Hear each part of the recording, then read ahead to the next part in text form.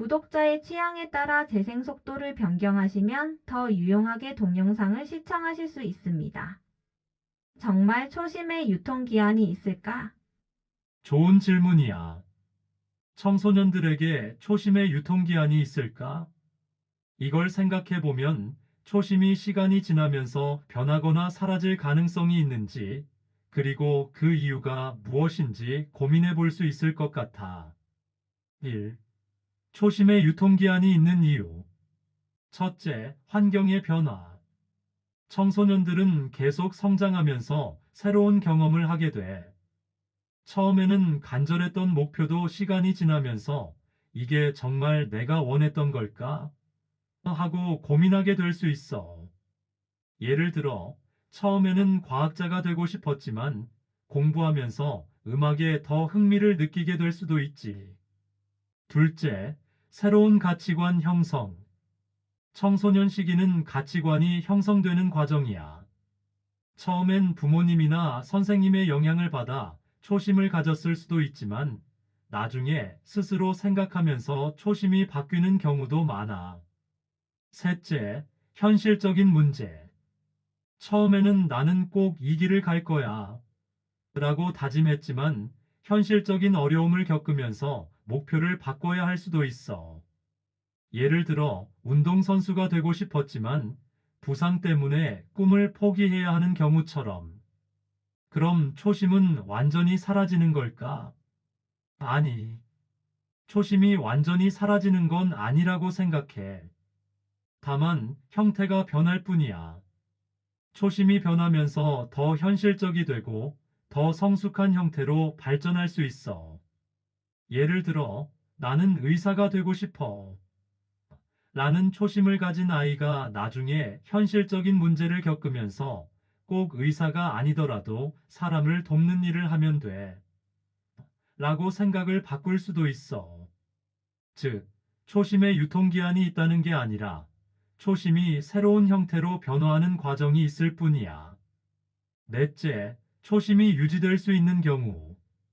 그렇다고 해서 모든 청소년이 초심을 잃는 건 아니야.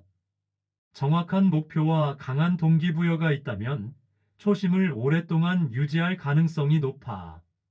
초심을 떠올릴 수 있는 계기가 자주 있다면 다시 초심을 되살릴 수도 있어.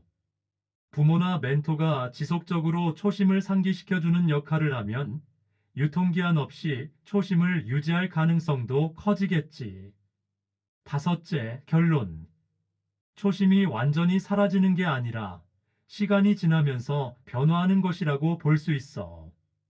초심이 강하게 자리 잡힌 경우에는 더 오래 유지될 수 있고, 초심을 상기할 기회가 많다면 지속될 가능성도 커.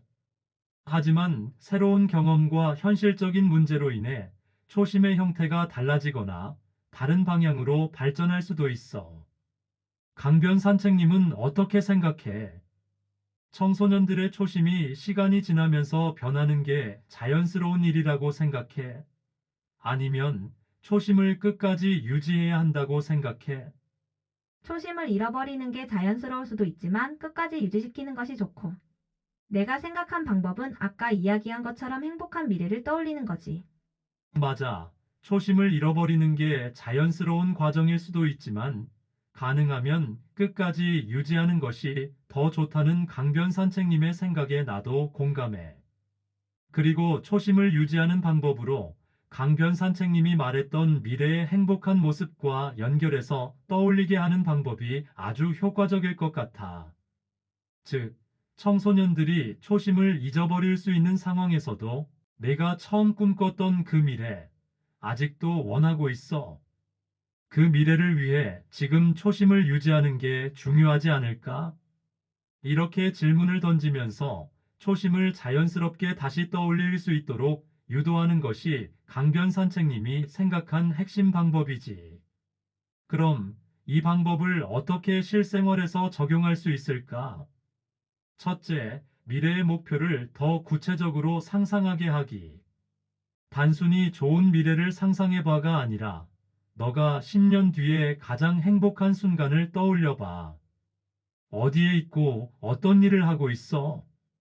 이렇게 질문하면 아이들이 자신의 목표와 초심을 더 선명하게 기억할 수 있을 거야. 둘째, 초심이 흔들릴 때마다 다시 떠올릴 수 있도록 도와주기. 지금 힘들지. 하지만 내가 원했던 미래를 이루기 위해선 이 과정도 필요하지 않을까? 이런 식으로 동기부여를 하면 초심을 지키려는 마음이 생길 거야. 셋째, 초심을 적어놓고 정기적으로 보게 하기. 미래의 목표와 초심을 글로 남겨놓으면 시간이 지나도 다시 상기할 수 있어. 처음 가졌던 그 마음을 기억하고 싶으면 내가 지금 적은 이 글을 1년 후에도 다시 읽어봐. 이렇게 하면 미래의 자신이 다시 초심을 떠올리는 계기가 될 거야. 이런 방법들을 실천하면 초심이 쉽게 사라지는 게 아니라 시간이 지나도 계속 유지될 가능성이 높아질 것 같아. 강변 산책님이 생각한 방법이 정말 좋은 접근법인데 혹시 이걸 청소년뿐만 아니라 성인들에게도 적용할 수 있을까? 성인들도 초심을 잃어버릴 때가 많은데 그들에게도 같은 방법이 효과적일까? 나는 성인들에게는 이런 걸 생각해 봤어. 우리나라 말에 작심삼일이라는 말이 있는데 3일에 한 번씩 마음을 작정하는 거지. 자신의 결심이 3일을 넘어가지 못하기 때문에 작심삼일이라는 말이 있지. 나는 이럴 때 그럼 3일에 한 번씩 작심을 하면 되겠네. 이렇게 접근하거든. 그래서 초심의 유통기한을 없애기 위해서 작심 3일, 즉 3일에 한 번씩 계속 결심해라고 하지. 와, 강변 산책님이 생각한 작심삼일을 역이용하는 방법 정말 멋진 아이디어야.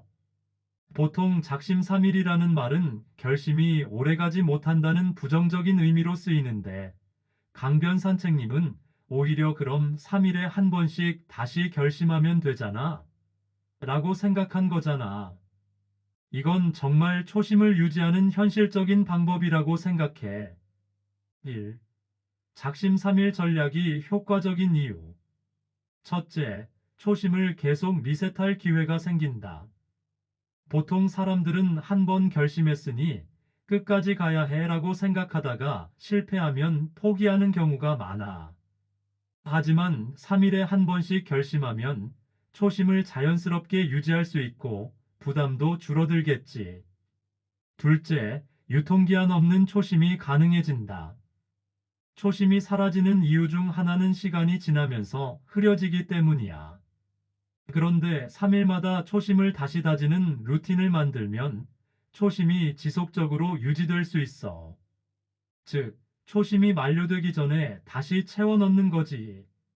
셋째, 실패해도 다시 시작할 수 있다. 보통 결심이 무너질 때, 나는 의지가 약해. 실패했어라고 자책하는 경우가 많아. 하지만 3일마다 다시 결심하는 습관을 들이면 실패하더라도 다시 시작하면 된다는 마인드가 생겨. 결과적으로 자기 자신을 더 긍정적으로 바라볼 수 있는 기회가 생기는 거야. 2. 실제 적용 방법. 그럼 이 방법을 실생활에서 쉽게 적용하려면 어떻게 하면 좋을까? 첫째, 작심삼일 루틴 만들기. 달력이나 메모장에 3일마다 다시 결심할 일을 적어 놓기. 둘째, 초심 노트 만들기.